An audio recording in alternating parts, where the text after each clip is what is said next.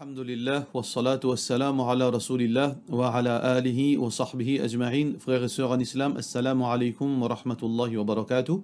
Moi, tu as envie de gagner une explication, le loan, moi connais qui pas gagne droit, mais moi pas connais comment moi pour expliquer ça à quelqu'un qui pas comprend, qui pas gagne droit prend loan. Et explique sa différence avec Islamic banking. Et donc, définitivement, loan est condamnable. Nous n'avons pas gain droit pour un loan. Loan, c'est quoi? Nous avons deux types de loan. Aujourd'hui, loan qui, par exemple, loan qu'on appelle les riba al-fadl, riba al-nasi'a.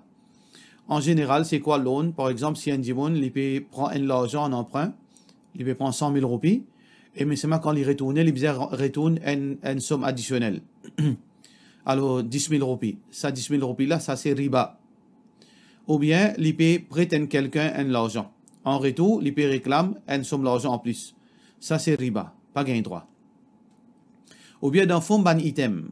Dans fond ban item, par exemple, ou peut vendre vieux bijoux contre par exemple, contre bijoux neuf. Vous veut dire, où on a un bijou qui vaut 100 grammes et un bijou neuf qui vaut 100 grammes. Ou dire, où échange ça bijou là. Alors, donc, ça, disons, le bijou là, il vaut 110 grammes. Alors, ça 10 grammes là, il vient riba. Alors, donc, riba, dans toute sa forme, est condamnable en islam.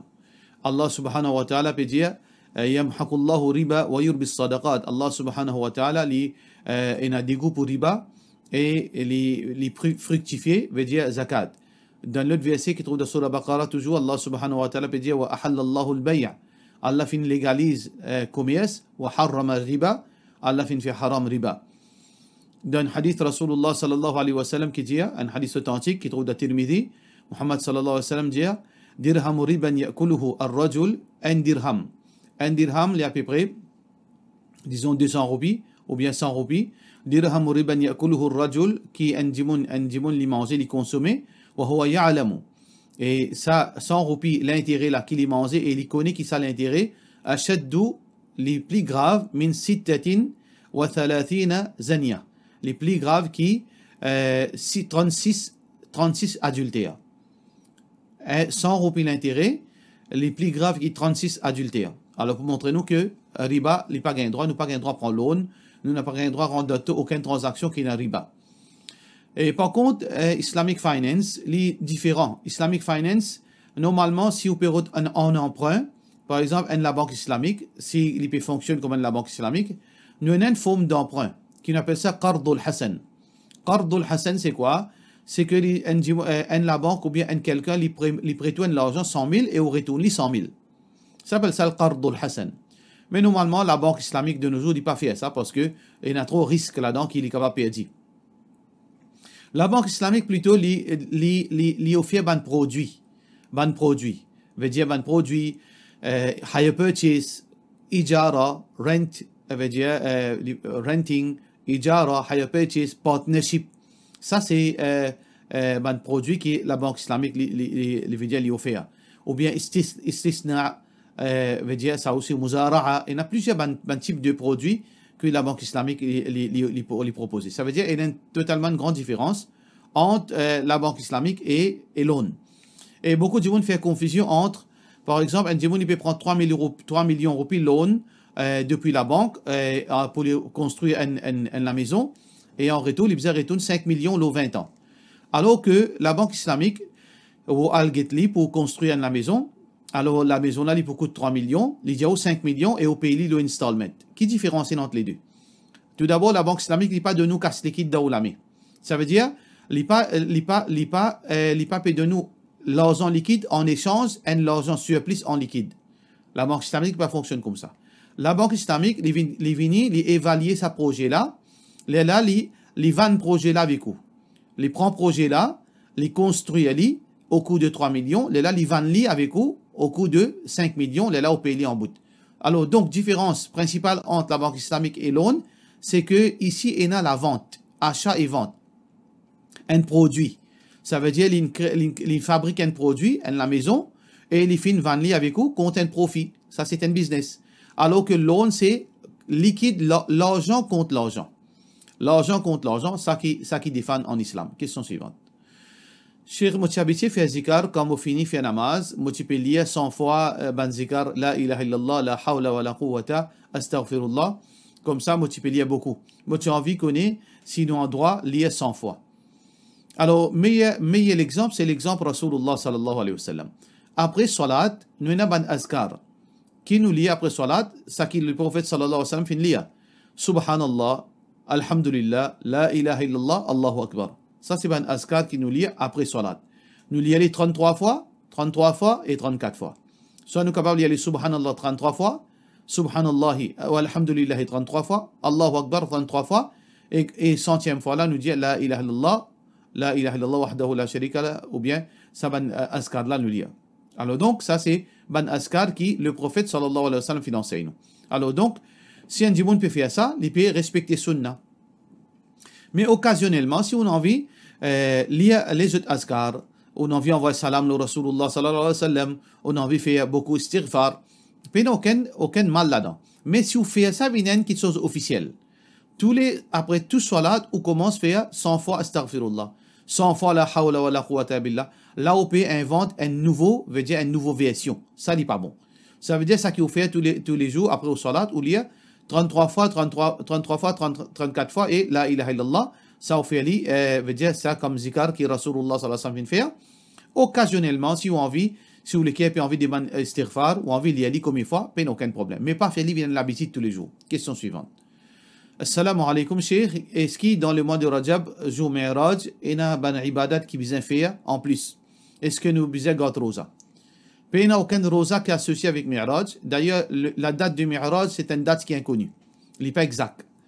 Donc, donc il n'y a aucun rosa pour garder, il n'y a aucun ibadat spécifique pour faire dans ce jour-là, parce que le prophète sallallahu alayhi wa sallam pas faire, ban sahaba pas faire, et pas fait mention ça dans le Coran, et pas fait mention ça dans aucun hadith. Question suivante. Salam alaikum, Cheikh. Est-ce qu'il est vrai qu'il n'y a pas gain droit de vendre ou acheter des chiens ou bien chats? Si un djimoun a envie d'acheter un chat de race ou un chien de garde ou de chasse, comment les besoin faire? Parce qu'il est très difficile pour gagner ça gratuitement. Jazakallah de la part de nos frères Ismaël, Ibrahim et Ibrahim Atcha. Alors, concernant les chiens en premier. Les chiens, nous avons divergence d'opinion la question. Parce que le prophète sallallahu alayhi wa sallam fin en pisse acheter les chiens et vendre les chiens. Il y a beaucoup de hadiths qui causent là. Mais les ulama fin diverger par rapport à un hadith.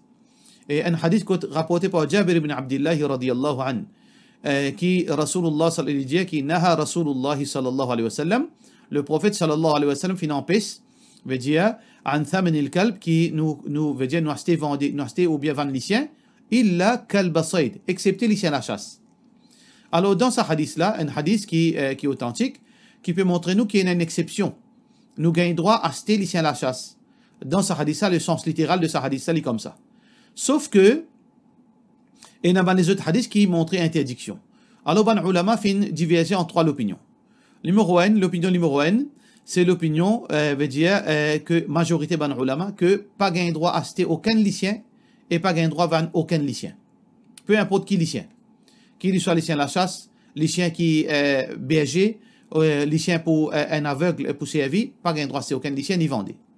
Deuxième l'opinion, nous pas gain droit à acheter aucun lycéen, excepté lycéen la chasse si il y a nécessité, ou bien lycéen pour plantation, pour dans cultivation, ou bien lycéen de berger. Ça nous gagne droit. À part ça, nous pas gagne droit. Lycéen, la chasse, lycéen de plantation, lycéen de berger. Seulement 3 exceptions. Les restes lycéens pas gagne droit. Ça veut dire y compris lycéen de garde pas gagne droit. Nous donne troisième l'opinion, nous pas gagne droit à acheter aucun lycéen, excepté si il y a une raison valable qui est nécessaire. Si il y a une raison valable, ça veut dire qu'il ce soit lycéen de la chasse, lycéen de berger, lycéen de garde, gardien, lycéen pour détecter la drogue, lycéen pour détecter ban mine dans ban champ de bataille. Alors n'importe qui ban lycéen qui a une justification, qui veut dire qu'il a un bénéfice là-dedans. Alors gagne droit à acheter sa lycéen là si nous pas pour capable de gagner gratuitement. Alors ça c'est l'opinion plus authentique. Ça c'est l'opinion plus authentique. C'est que nous gagnons droit à acheter un lycéen à la chasse, ou bien un lycéen de garde, ou bien un lycéen de berger. Si nous n'avons aucune option, excepté pour acheter, nous gagnons droit à acheter, Inch'Allah. Question suivante. Ou bien, deuxième partie, par rapport à l'achat de ban chat, de race, comme on dit. Alors, Jumhur ban ulama, les 4 mazhab, je dis qu'il y a un droit à acheter chat. Si il y a une raison valable, ou on veut acheter un chat, alors il n'y a aucune restriction d'après les 4 mazhab. Alors, donc, il y a un hadith qui amène montrer restriction, mais seulement, majorité ban ulama considère ce hadith-là comme pas authentique. Pardon. Question suivante. Est-ce qu'une madame qui est intikal, ce monsieur pas un droit de descendre dans ce janaza? Est-ce qu'il est vrai ça? C'est vrai qu'il fait. De la part de nos sœurs Parwin Ingen. Alors, l'opinion authentique, nous avons l'opinion de ban qui suivent Mazhab Hanafi, je ne dis pas un droit. Un monsieur, quand un monsieur mot, madame là, il n'est plus considéré comme ce monsieur, ou bien quand un madame une mot, monsieur là, il n'est pas un droit tous sur madame, il n'est plus sur madame. Mais l'opinion plus authentique, c'est que il n'y a aucun mal là-dedans, parce que nous répétons, c'est Rasulullah sallallahu alayhi wa sallam. Quand un madame une mot, un monsieur, il a un droit, il y a encore ce madame, il a un droit, trapli, il a un droit toucher, il a un droit de il a un droit embrasser le souffrant, il a un droit baigner, il a un droit faire ce janaza, il a un droit même monter. Par exemple, un hadith qui trouve dans Bukhari, quand Aisha radiyallahu anha, le prophète sallallahu alayhi wa sallam, pique avec lui, il dit Aisha radiyallahu anha, il dit رجع إلي رسول الله صلى الله عليه وسلم, le prophète sallallahu alayhi wa sallam vient vers moi, il sorti un janaza dans Baqi', alors il dit wa ana ajidu sudahan, et moi Aisha radiyallahu anha me fait douleur à la tête, wa aqulu ma wa ra'sa, me fait dire ayo la tête peut faire mal. Alors Rasulullah sallallahu alayhi wa sallam vient dire bal wa ana wa ra'sa, mais plutôt moi aussi la tête peut faire mal. Ma darruki law mutti, alors donc pas prendre aucun veut dire du tout pour arriver, si arriver au mot avant moi, qabli, farasaltuki, et moi pour baigner toi, wa kafantuki, et moi pour mettre kafan moi-même avec toi, thumma sallaytu alayki, et moi pour faire salat janaza l'autre toi, wa dafantuki, et moi-même pour enterrer toi dans ton kabar. Hadith Bukhari. Ça veut dire qu'il y a un droit, puis il n'y a aucun mal là-dedans. Question suivante. L'apportage du bien qui est là pour parents, livré, les filles gagnent un part et les garçons gagnent 2 parts. Est-ce que garçon là qui pas de sa famille, pas de sa famille même, premièrement, elle est obligée de gagner 2 parts de la part de nos sœurs Houriya Ataullah. Normalement, ça c'est quelque chose que beaucoup de monde ne comprend, surtout madame, que je pensais que un garçon il gagne 2 fois tout le temps, un monsieur gagne 2 fois tout le temps. Pas nécessairement. Parce qu'il y a plusieurs scénarios, ça, quand il dit un mot. Un monsieur, un maman, un mot, un garçon et un fille. Un papa, un mot, il quitte seulement une fille. Un papa, un mot, il quitte seulement un garçon.